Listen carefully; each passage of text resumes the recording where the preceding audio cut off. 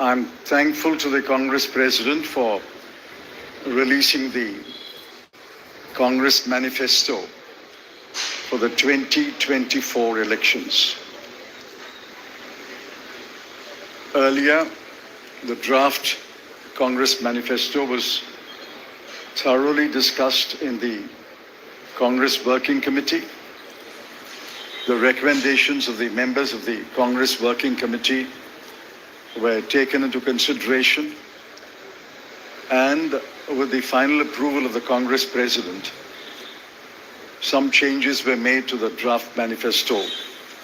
And what we have today is the final manifesto approved by the Congress Working Committee and the Congress President. The broad theme of the manifesto is justice.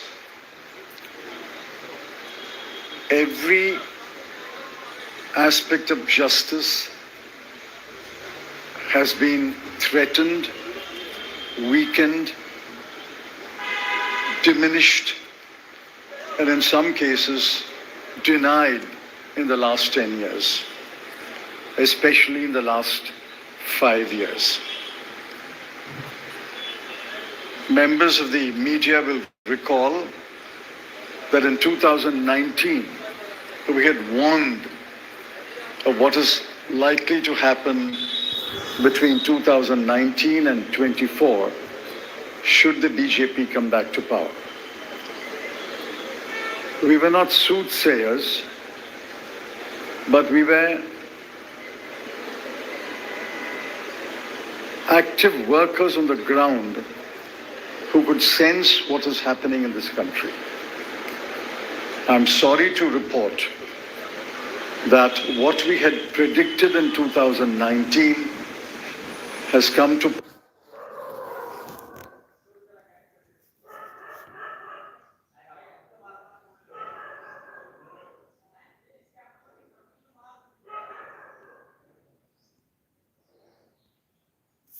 pass in 2024. Will be restricted, and that has happened. We had said that the weaker sections of the people will be denied their rights and their privileges. That has happened. We had said that Parliament will be diminished. That has happened. We had said that we will inexorably move towards an autocracy. We are already described as an electoral autocracy by many, many thinkers of the world. That has happened. While we are unhappy that what we had predicted has happened, we have in this manifesto suggested bold measures to reverse the damage that has happened in the last 5 to 10 years. The overall theme of the Congress Manifesto is 3 powerful words: work, wealth, and welfare. I shan't take long. I'll explain each word in one sentence. Work means we must create jobs. If anybody had any doubt, read the report of the ILO that was released 10 to 15 days ago. The government came up with a lame defense through the chief economic advisor, but the defense only made it worse. The ILO report shows that unemployment has assumed monstrous proportions in this country. Yesterday, the media carried a report that 30% of the outgoing class in the Indian Institutes of Technology, the premier institutions of our country, are unemployed. They have not been placed. Jobs, jobs, jobs is a cry everywhere in India. Work encapsulates that section on work. The sections on work encapsulates what we will do to create jobs. The second is wealth. Wealth must be created before it is distributed. On the contrary, the 5 years of the Modi government shows that wages have been stagnant in this country. The average income of the bottom 50% has either remained stagnant or diminished or decreased for the bottom percentiles. We have to create wealth, and that can only be created by growth. The UPA government delivered 8.5% growth in its first term, 2004 to 2009. And over a 10-year period, Dr. Manmohan Singh's government had delivered 7.5% growth. Even the futile attempt by the BJP government to revise the figures made it 6.7%. But over the last 10 years, the average growth is only 5.8, and if you count the year that ended on 31st March, given the inflated figures, it will still be 5.9. The difference between 7.5 and 5.9 may appear to be trivial, 1.6%, but it's not a trivial difference. It is the difference that makes between a moderately slowing economy and a robust economy. So the second broad theme is wealth. We have to create wealth, which means we must have investment, capital investment, private investment, government investment, and foreign investment. Once we create jobs, and once we set in motion policies that will create wealth, this country will go back to the high growth path of the UPA governments. The third section, which addresses many aspects of justice, is welfare. So work, creating wealth, which results in welfare. The welfare of whom? I have always accused the BJP government, the Modi government, is a government of the rich, by the rich, and for the rich. This government is driven only by the interests of the top 1% of this country. But we have to look at the bottom 50%. The bottom of the pyramid, the bottom 50% is as important as those who are well off. And in the bottom 50%, as we go down the ladder, the bottom 20% are extremely poor. It has been estimated that 23 crore people are still poor in this country. UPA government lifted 24 crore people out of poverty. And we promise that if the Congress or a Congress-led government comes to power in 2024, we will lift 23 crore people out of poverty in the next 10 years.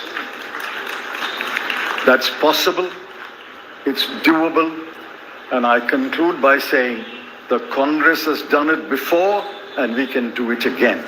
I appeal to all of you to spread the message of this manifesto to the nook and corner of this country and ask the people to vote for the hand symbol and to vote for all our allied parties throughout this country. Thank you.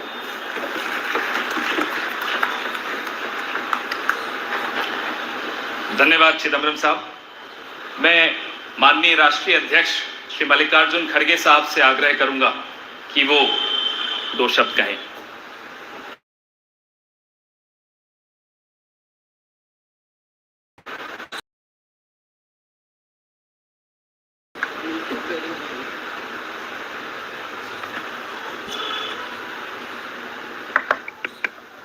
आज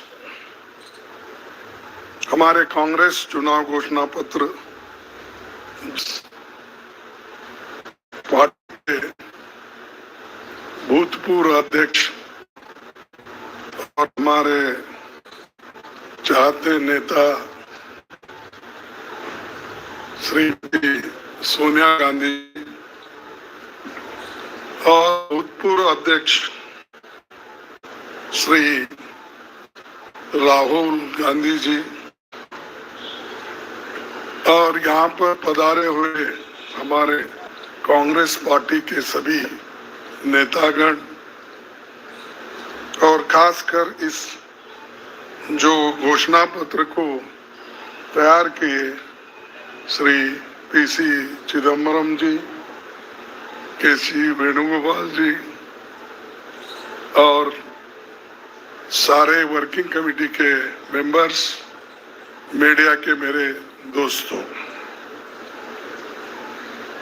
आज मुझे ये भी याद करना है कि बाबू जगजीवन राम का जन्मदिन भी है और जो बाबू जगजीवन राम हमारे पार्टी में बहुत साल तक 1947 से लेकर 1984 तक वो इस पार्टी में रह के काम किए। फिर जो कुछ उनका कंट्रीब्यूशन था, ते बड़ा कंट्रीब्यूशन मिनिस्ट्री में उन्होंने किया। ऐसे दिन आज हम ये घोषणा पत्र गरीबों के लिए हम अर्पित कर रहे हैं। आज भारतीय राष्ट्रीय कांग्रेस के 2024 के लोकसभा चुनाव का घोषणा पत्र जारी किया जा रहा है। इस मौके पर मैं आप सभी का स्वागत करते हुए 22 दिसंबर 2023 को जो चिदम्बरम जी की अध्यक्षता में 16 सदस्यीय कांग्रेस मैनिफेस्टो कमेटी बनी थी और 19 मार्च को सीडब्ल्यूसी ने इसे मंजूरी दी थी। व्यापक जनभागीदारी और संपर्क के बाद हमारा घोषणा पत्र बना है।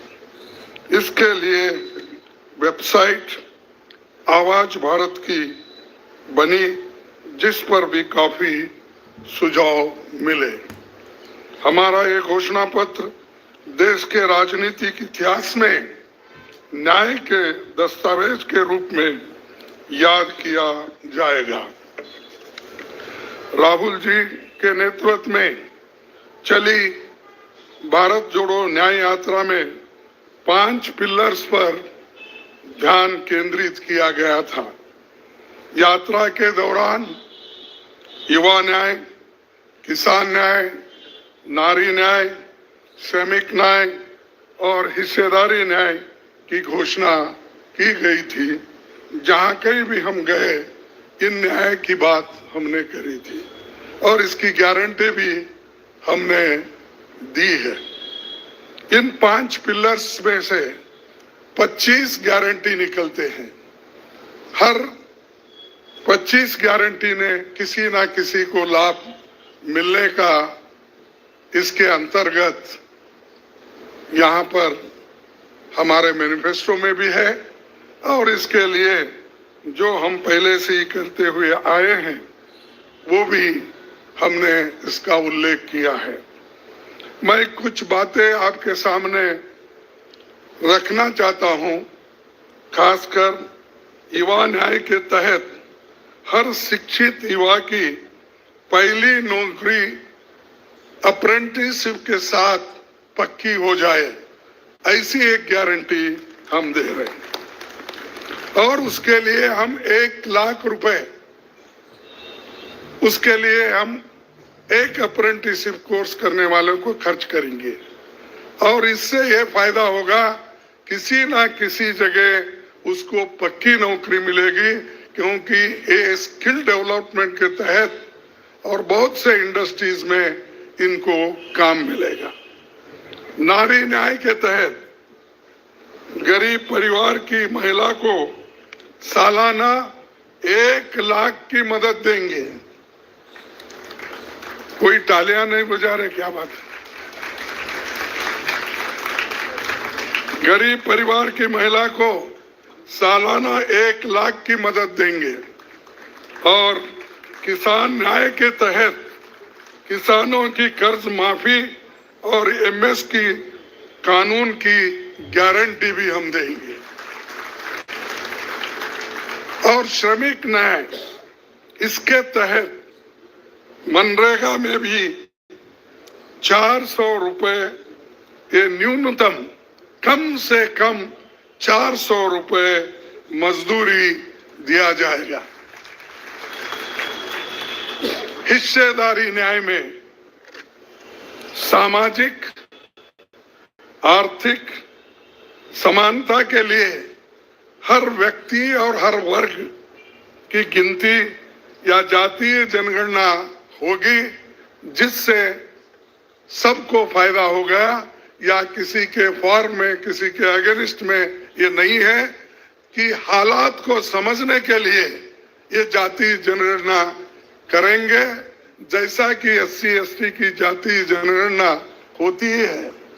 और वैसा ही जो पिछड़े लोग हैं और भी ये अपर कास्ट में भी गरीब लोग हैं, सबकी हालत क्या है ये जानने के लिए हम जातीय जनगणना कराएंगे और इसका फायदा हर वर्ग को मिलेगा। हमारे घोषणा पत्र में संवैधानिक न्याय, कॉन्स्टिट्यूशनल जस्टिस खंड में लोकतंत्र बचाओ, भय से मुक्ति से लेकर मीडिया, न्यायपालिका आजादी, भ्रष्टाचार के खिलाफ मुहिम जैसे मुद्दे, कला संस्कृति जैसे विषय भी है। आर्थिक न्याय, इकोनॉमिक जस्टिस खंड में आर्थिक नीतियों, बेरोजगारी, टैक्सेशन और टैक्स रिफॉर्म्स, ये सारी चीजें उसमें हम लाएंगे। इंडस्ट्री और इंफ्रास्ट्रक्चर पर ठोस काम हम करेंगे।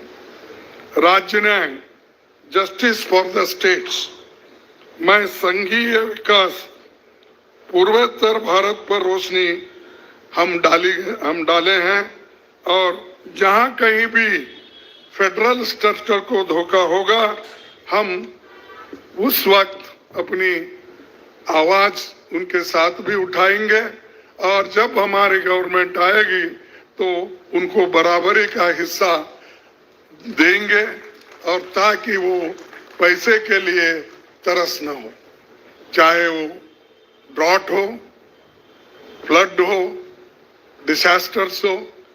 इसके लिए नेचुरल डिसास्टर, इन सब के लिए फेडरल गवर्नमेंट को कानून के तहत जो मदद मिलना चाहिए वो हम जरूर उनको दिलाएंगे।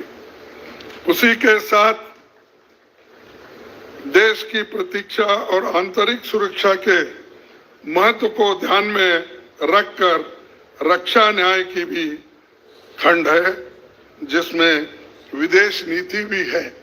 और विदेश नीति हमारी अब तक सफल हुई है और उसी नीति पे अगर ये लोग काम करते थे और ठीक ढंग से चलते थे और बहुत से मुश्किल हम आज जो आ रहे हैं वो कभी नहीं आते थे।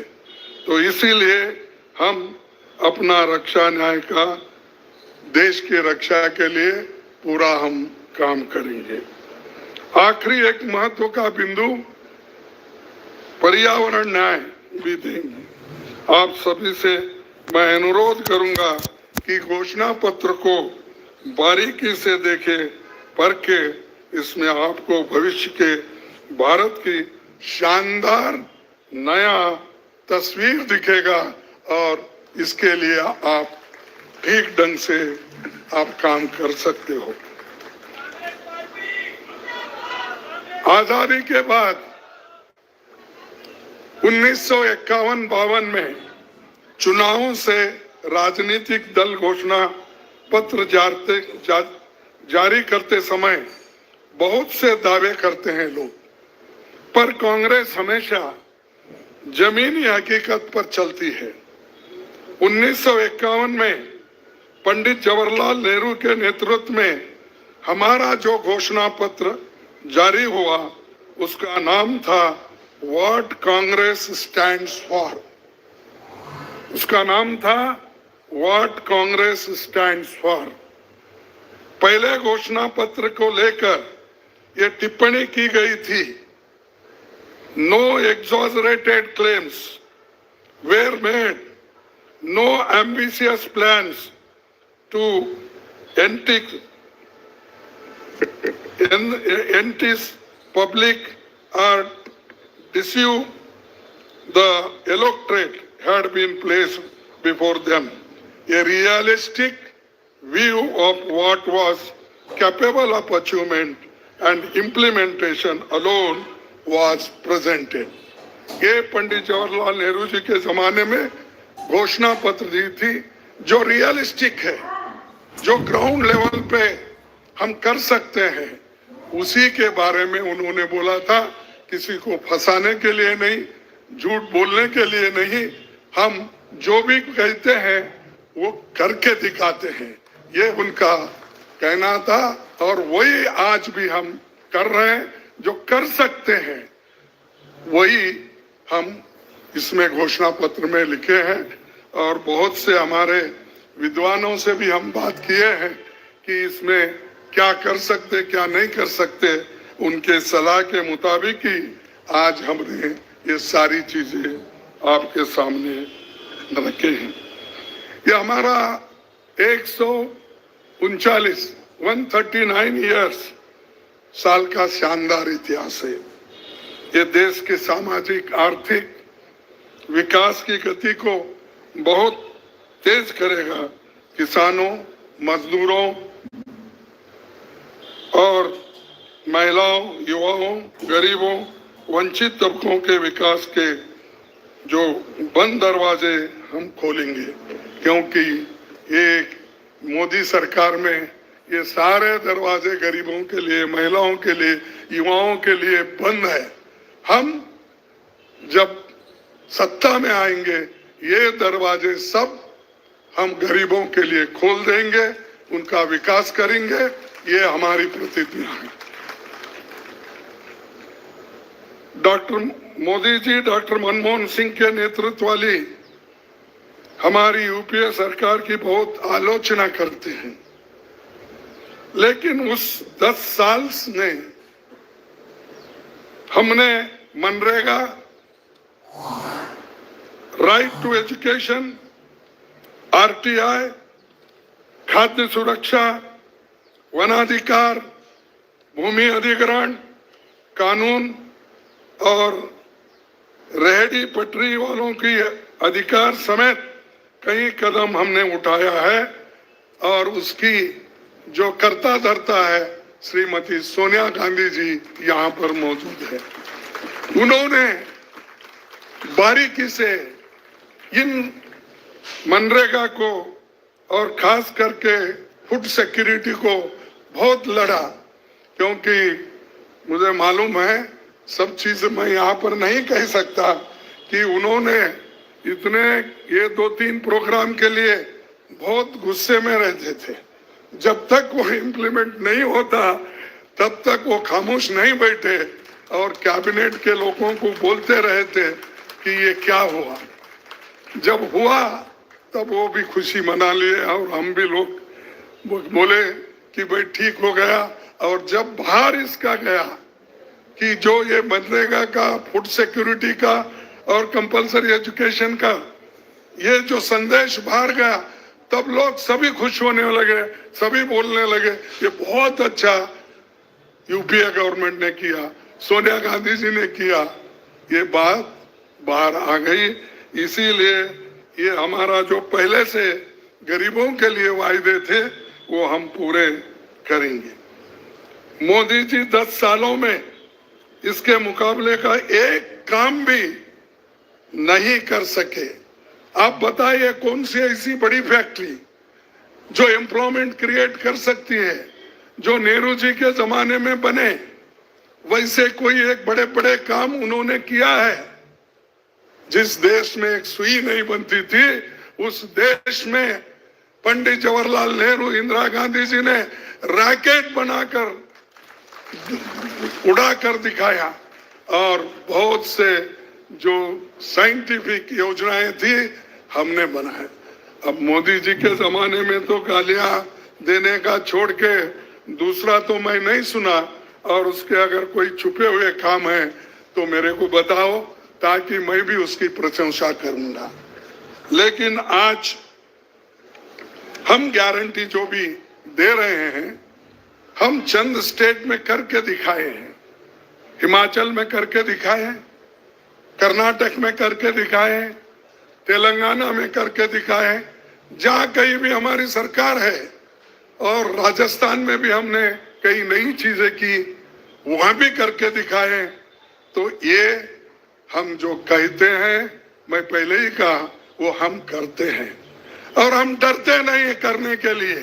हमारा कितना भी नुकसान हो, लेकिन गरीबों के लिए हम करते रहते हैं। ये हमारा पहले से कार्यक्रम है। और मैं चंद बातें इस मौके पर, थोड़ी देर हो गई तो क्षमा चाहता हूं, मैं चंद बातें आपके सामने रखना जरूरी समझता हूं। और आज क्या हो रहा है, विपक्षी नेताओं को जेल में बंद किया जा रहा है। चुनाव में सबको समान अवसर नहीं है, और कई मुकदमे एक के ऊपर एक, छोटी छोटी, और हमारे पार्टी के ऊपर इतना बड़ा जुल्म किया, और इतने हमारे को पेनल्टीज डाले। 3,567 करोड़ रुपए का हमारे ऊपर उन्होंने पेनल्टी डाली। क्या ये लेवल प्लेइंग ग्राउंड है? और ये हमारे ऊपर आज हो रहा, कल मीडिया के ऊपर होगा, मीडिया हाउसेस के ऊपर होगा, सबके ऊपर होगा। तो इसीलिए इस देश के डेमोक्रेसी को बचाना है, संविधान को बचाना है। इसीलिए हम सब लोग, देश के लोग, एक होना चाहिए और लड़ना चाहिए। और जो ऑटोक्रेटिक मोदी साहब है, उनको हटाना चाहिए। ये मेरा आपसे विनती है। जब तक आप ये काम नहीं करेंगे, तब तक हम सिर्फ बातों से नहीं होगा। आप लोग घर घर जाके, और हमारी गारंटी कार्ड जो है, इन गारंटी कार्डों को घर घर तक पहुंचाने का काम हमारे कार्यकर्ता करें। जब तक आप घर घर नहीं जाएंगे, वोटर से नहीं मिलेंगे, कुछ भी होने वाला नहीं है।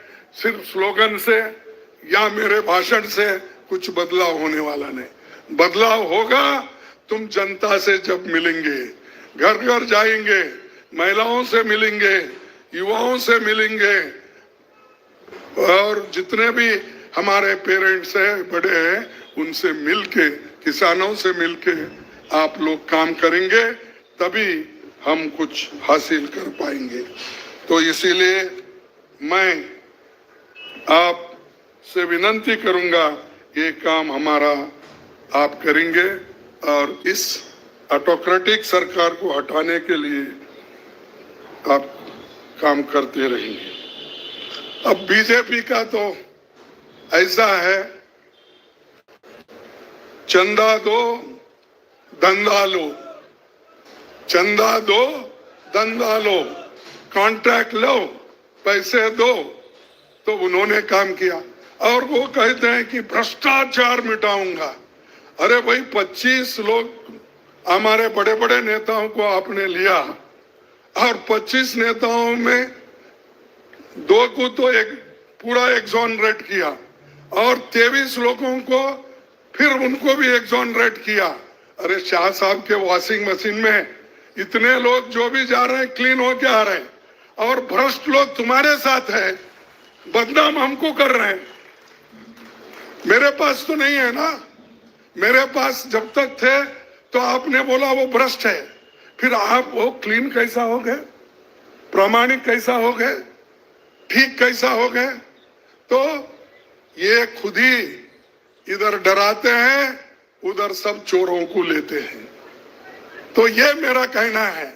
इसीलिए आप इस बात को सोचिए, और हम सालों से गरीबों की सेवा करते हुए आए हैं, आगे भी हम करते रहेंगे। और जितने भी उन्होंने काम किया मैं यहाँ गिनता नहीं, क्योंकि रेलवे में क्या किया, इन्फ्लेशन का क्या किया, अनएम्प्लॉयमेंट का क्या किया, ये सारे अगर बोलते कहूँ तो आप भी थक जाएंगे। तो इसीलिए मैं ज्यादा नहीं बोलता। आप सबको मालूम है और हमारे पूरे इलेक्शन मैनिफेस्टो में वो चीज वहां पर है।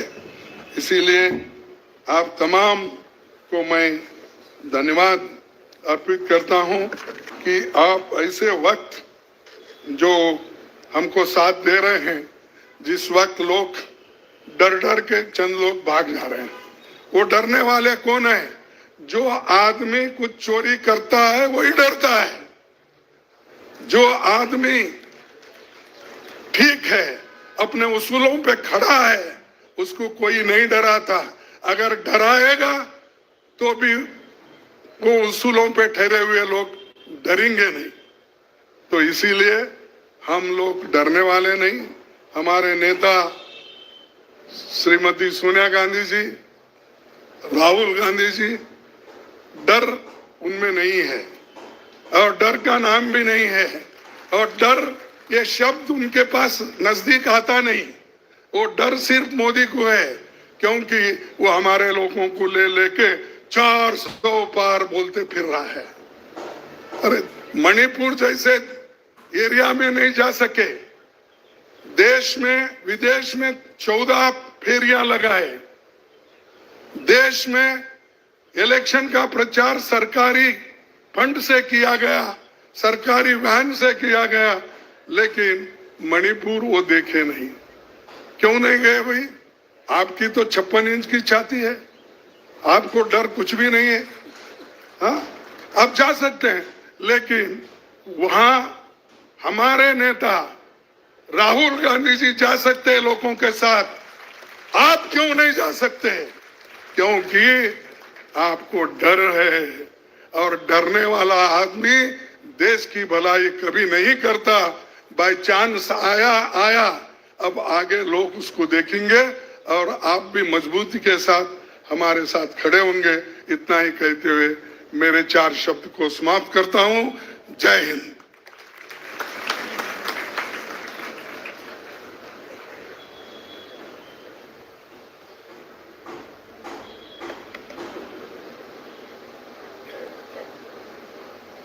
धन्यवाद खड़गे साहब। मीडिया के मित्रों, आपके मोबाइल पर सॉफ्ट कॉपी हिंदी और अंग्रेजी की हमारे न्याय पत्र की पहुंच चुकी है। कार्यक्रम के पश्चात उसकी फिजिकल कॉपी भी आपको दे दी जाएगी। कार्यक्रम को आगे बढ़ाते हुए अब 10 मिनट आपके सवाल जवाब होंगे और इसमें अनुशासन रखिएगा। सबसे पहले एजेंसीज को मौका दिया जाएगा, तो एएनआई सबसे पहले अपना सवाल पूछे।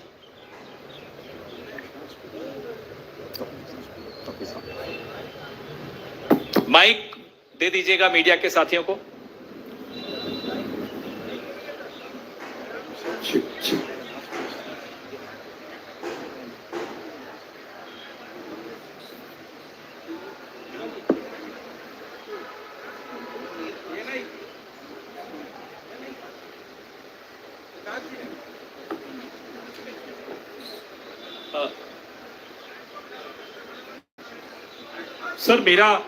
सर मैं सिद्धार्थ हूँ एएनआई से। सर मेरा सवाल यह है कि आप लोगों ने एक प्रॉमिस किया है अपने मैनिफेस्टो में कि जो लोग पार्टियां छोड़कर जाते हैं, चुने हुए लोग, उनके लिए आप अमेंडमेंट करेंगे, 10 शेड्यूल में डालेंगे ताकि उनकी मेंबरशिप अपने आप बर्खास्त हो जाए। क्या इस तरीके की परिस्थितियां जो आज बन रही है, खासकर आपकी पार्टी इसको देख रही है, इसको ध्यान में रखते हुए आप लोगों ने मैनिफेस्टो में इसको डाला है?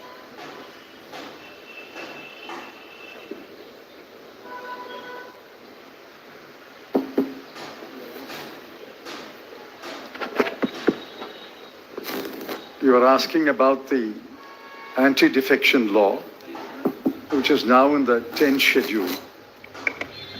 Over the years, political parties, especially defectors, have exposed the limitations of the 10 schedule. So the 10 schedule has to be amended. What is he saying? The 10 schedule is to be amended. Our position is that moment a defection takes place, he should be instantly disqualified.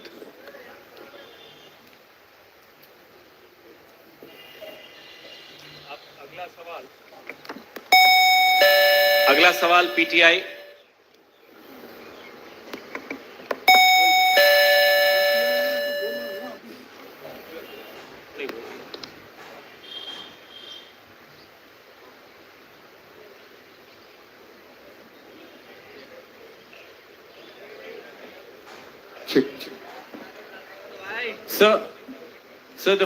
Sir, the focus of the manifesto is on the 25 guarantees that the Congress has already announced. So will this election be a fight between Congress's guarantees and Modi ki guarantee?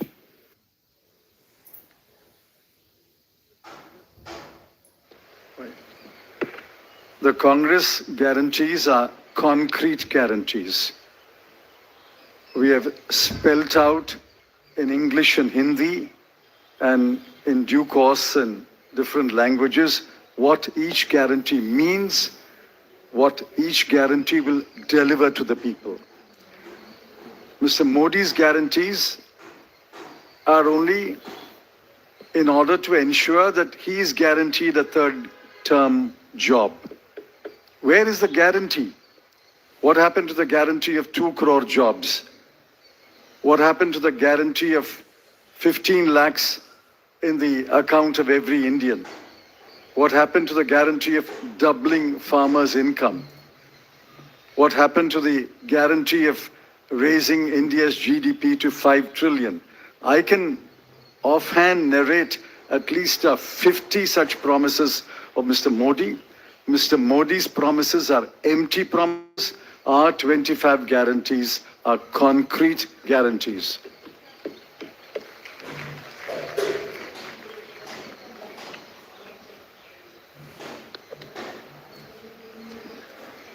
Good afternoon. I agree with what Mr. Chidambaram ji said. But this election is about those who are trying to destroy the constitution and destroy democracy in this country versus those who are trying to protect the constitution and protect democracy in this country. We do believe that it is very important, once this fight is won, that we look after the interests of the vast majority of our people, that India is not run for 2 or 3 large conglomerates, large businesses, that it is run for the vast majority of people, that we are not a nation of monopolies, we are a nation where there is fair competition among businesses. So I think it's important to understand that this election is a fundamentally different election. I don't think democracy has been as much at risk, the constitution has been as much at risk as it is today. In Hindi, sir. ये जो चिदम्बरम जी ने कहा उससे मैं सहमत हूं, मगर ये जो चुनाव है ये लोकतंत्र को और संविधान को बचाने का चुनाव है। एक तरफ एनडीए नरेंद्र मोदी जी जो कॉन्स्टिट्यूशन पर आक्रमण कर रहे हैं, लोकतंत्र पर आक्रमण कर रहे हैं, इंस्टीट्यूशंस को कैप्चर कर रहे हैं, और दूसरी तरफ इंडिया अलायंस जो कॉन्स्टिट्यूशन की रक्षा करता है, लोकतंत्र की रक्षा करता है। तो ये चुनाव इन दोनों फोर्सेस के बीच में है। धन्यवाद। मौसमी सिंह, आज तक।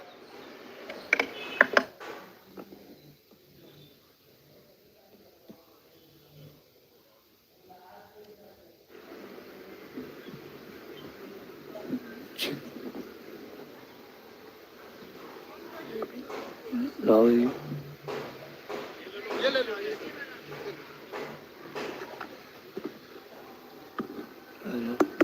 हेलो। मेरा सवाल मैडम सोनिया गांधी से है। मैम, अगर आपसे सवाल, राहुल जी, आपने ओपीएस को लेके लगातार जो है झंडा बुलंद किया है। तमाम सरकारें आपकी, उन्होंने ओपीएस का वादा किया था। चिदम्बरम साहब, you had promised OPS and in Himachal and Rajasthan you implemented OPS, but in the manifesto the OPS scheme is missing. So is there a is there a introspection that it's not viable economically? Is it that? It's not missing as such. It's very much on our minds. But please remember the developments that have taken place in the last 4 months. The government has appointed a committee headed by the Finance Secretary to review the NPS and the demand for OPS and to find a way in which the objectives of OPS can be financed by a funded pension scheme, which means the government has come around to the point of view that while the OPS delivered benefits to the pensioners, the NPS made it sustainable. Now a committee has been appointed under the Finance Secretary, and unless we receive the report of that committee and review it, it would be premature to take a stand on the OPS-NPS controversy. It's very much on our minds, and we will come out with our position once the committee's report is received. Arun Kumar Singh. मेरा सवाल राहुल जी आपसे। Rahul ji, hello. Rahul ji, सीधे सीधे इधर, front. सवाल आपसे यह है कि 2014 में जैसे ही मोदी सरकार आई थी, आपने एक बयान दिया था और आपने ये कहा था कि देखते जाइए धीरे धीरे कॉन्स्टिट्यूशनल इंस्टीट्यूशंस जितने भी हैं देश पे, उस पे आरएसएस और बीजेपी का कब्जा हो जाएगा। अब आप ये कह रहे हैं कि हो चुका है और आप कह रहे हैं कि हम कानून भी लाएंगे।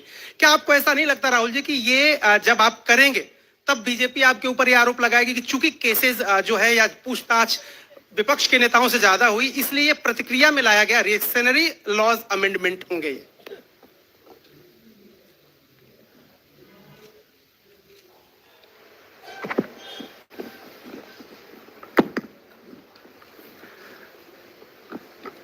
सबसे पहले ये समझना होगा कि हिंदुस्तान के राजनीतिक स्ट्रक्चर में हो क्या रहा है। आरएसएस ने और बीजेपी ने और खासतौर से नरेंद्र मोदी जी ने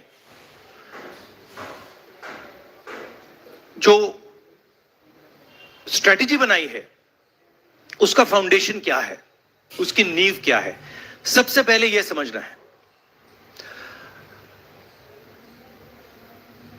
नरेंद्र मोदी जी ने जैसे अदानी जी की मोनोपोली है पोर्ट्स पर, इंफ्रास्ट्रक्चर पर, डिफेंस में, वैसे नरेंद्र मोदी जी ने पॉलिटिकल फाइनेंस की मोनोपोली बनाई है। कैसे बनाई है? ED, CBI, income tax department का प्रयोग करके। अगर आप बॉन्ड स्कीम्स को देखें तो उसमें साफ दिख जाता है कि नरेंद्र मोदी जी ने, बीजेपी ने एक प्रकार से पॉलिटिकल फंडिंग एक्सटॉर्शन से, धमकी से, प्रेशर से बनाई है। खारगे जी ने कहा जो भी भ्रष्ट हैं वो सब बीजेपी में जा रहे हैं। उसका कारण है क्योंकि नरेंद्र मोदी जी चाहते हैं कि पॉलिटिकल फाइनेंस की मोनोपोली उनके हाथों में हो। अब हमारे बैंक अकाउंट बंद कर दिए,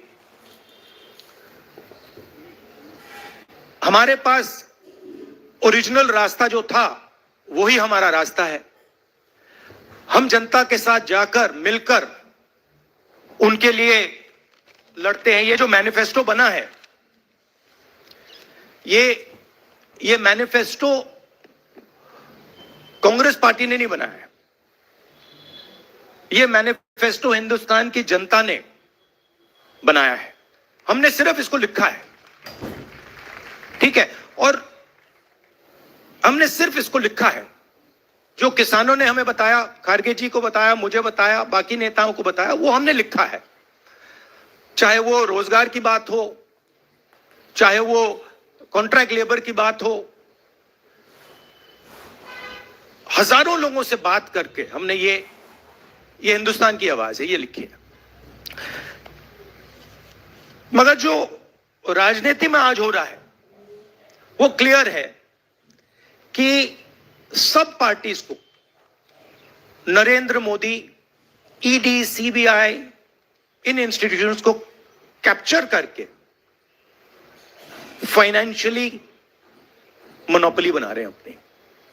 और चुनाव के बाद रियलिटी है कि ये जो फाइनेंशियल मोनोपोली बड़ी इंटरेस्टिंग चीज है, क्योंकि सारा इंफॉर्मेशन, सारा का सारा इंफॉर्मेशन, किससे एक्सटॉर्शन किया है, किसको कॉन्ट्रैक्ट दिया है, कॉन्ट्रैक्ट देने के बाद उसने कितना पैसा दिया है, वो पूरी ब्लूप्रिंट, पूरी की पूरी ब्लूप्रिंट इलेक्टोरल बॉन्ड्स में लिखी हुई है। तो नरेंद्र मोदी जी ने आज नहीं तो कल ऑपोजिशन को पूरी chargesheet, proof sheet electoral bonds के थ्रू पकड़ा दी है। तो इसीलिए थोड़ा टेरर हो रहा है उनको, इसीलिए नंबर निकला है 400 पार।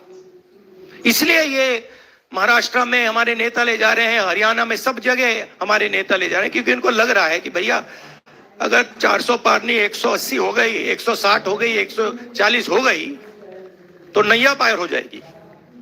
Thank you. आशीष सिंह।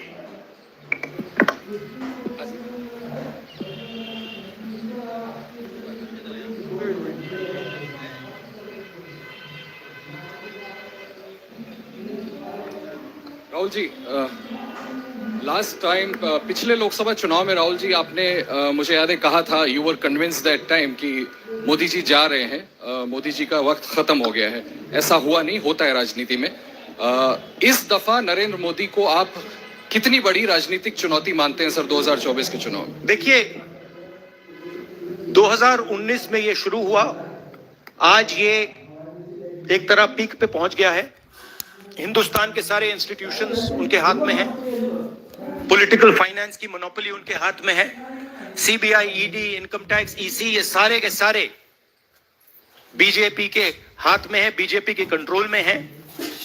तो जैसे मैंने अपने भाषण में कहा, cricket match is a rigged match. Cricket match is not a fair match. उसमें चाहे सोशल मीडिया की बात करें, आप हमारे नेताओं के, ऑपोजिशन नेताओं की सोशल मीडिया देख लीजिए, मेरा यूट्यूब देख लीजिए, मेरा फेस टाइम देख लीजिए, फेसबुक देख लीजिए, इंस्टाग्राम देख लीजिए, तो ये सारा का सारा स्ट्रक्चर कंट्रोल्ड है, रिग्ड है। इसलिए बहुत जरूरी है कि जनता इस बात को समझे कि ये नॉर्मल चुनाव नहीं है, ये लोकतंत्र को बचाने का, संविधान को बचाने का चुनाव है, और इसको लड़ना और जीतना बहुत जरूरी है। ये चुनाव 2-3%, 5% और बाकी हिंदुस्तान के बीच में चुनाव है। और जो बाकी हिंदुस्तान चाहता है वो इस मैनिफेस्टो में है, और जो 2% चाहता है, जो अदानी जी चाहते हैं, वो आप उनका मैनिफेस्टो देख लीजिए, आपको पता लग जाएगा। उसमें उनकी रिक्वेस्ट लिस्ट पूरी की पूरी आपको मिल जाएगी। Thank you. आखिरी सवाल कुमार विक्रांत सिंह।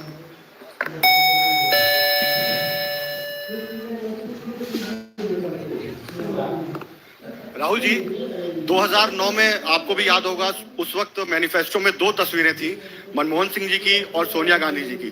पूछा गया था पीएम कैंडिडेट कौन होगा, सोनिया जी ने अपनी तस्वीर छुपा ली थी। आज 2 तस्वीरें हैं, राहुल गांधी जी की और खड़गे जी की। कोई तस्वीर छुपाएंगे, कोई दिखाएंगे?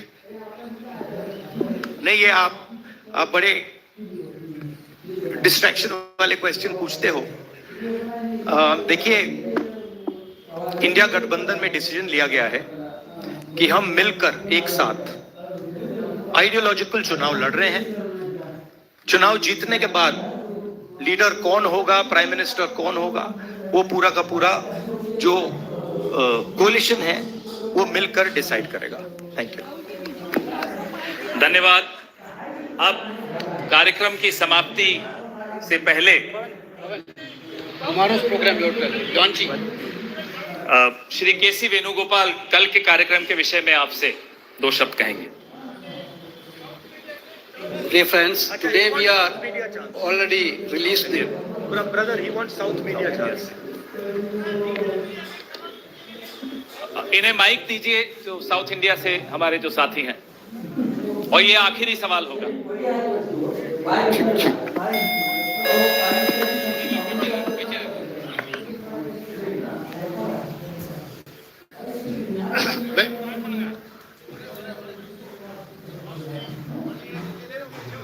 Vanakkam. South India's mic is not on, brother. But you have a very strong voice. You can speak without the mic. Sir, Vanakkam. Vanakkam. Venkatraman from Dinamala, from Tamil Nadu. Advance congratulations to the Congress party, which is due to this serious campaign by the DMK party and Congress leaders. You are going to get 10 out of 10 seats from Tamil Nadu in the forthcoming parliament election. Do you think the same trend will you expect from across the country? Well, you know, I'm not a soothsayer. Unlike many political commentators, I can't predict the future. But what I'm confident of is that this is a much closer election than is being propagated by the media. It is a close election, and we are going to fight an excellent election, and we are going to win the election. Thank you. Please do remember one thing. Please do remember that there was a similar feeling being generated by the press when Mr. Vajpayee was Prime Minister. There was the India Shining campaign. So we have a similar idea being propagated. India Shining with 2-3 new dimensions. International dimension, all sorts of new dimensions. Full support by the monopolists in the country. But do remember what happened to the India Shining campaign, and do remember who won that campaign. Thank you.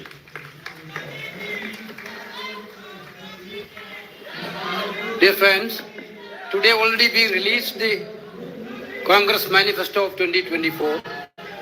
Tomorrow, in 2 places, we are launching the manifesto with huge rallies. One is in Jaipur. Tomorrow morning, the manifesto launching will take place in Jaipur. And second rally of launching the manifesto will take place in Telangana, Hyderabad in the evening. There were 2 programs tomorrow. One is in Rajasthan, one is in Telangana for launching the manifesto. I once again thanking all of you for participating in this event. Thank you.